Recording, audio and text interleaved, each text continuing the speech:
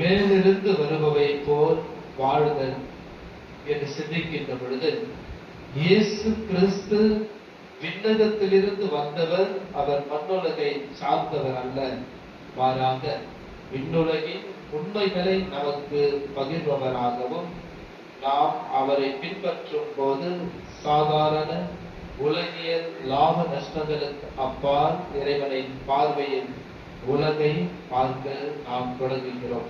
தன்னலமற்ற சேவை மற்றும் சாட்சிய வாழ்வு, இயேசுவின் சேவை எவ்வித எதிர்பார்ப்பும் அற்றது.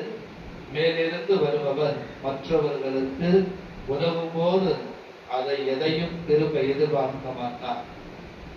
இந்த மனநிலை சமூகத்தில் ஒரு மரியாதைக்குரிய மற்றும் அன்பான சூழலை உருவாக்குகிறது. நாம் ஒருவருக்கு கொடுக்கின்ற பொழுது அவர் மீண்டும் எப்பொழுது அதை மீண்டும் தருவார் என்ற எதிர்பார்ப்போடு வாழ்கின்ற ஒரு மனநிலைகளை கொண்டிருக்கிறோம். ஒருவருக்கு 100 ரூபாய் கொடுத்தாலும், 1000 ரூபாய் கொடுத்தாலும், 10,000 ரூபாய் கொடுத்தாலும் அவர் என்னிடம் பெற்றுவிட்டார், மீண்டும் எப்பொழுது நாம் பெற வேண்டும் என்ற கொடுப்பதை எதிர்பார்த்து இருக்கின்ற ஒரு கொடுத்தலாக நாம் வாழ்கிறோம். ஆனால் இயேசு நமக்கு கொடுக்கின்ற பொழுது எந்த ஒரு எதிர்பார்ப்பும் இல்லாமல் கொடுப்பவராக இருப்பவராக இருக்கிறார்.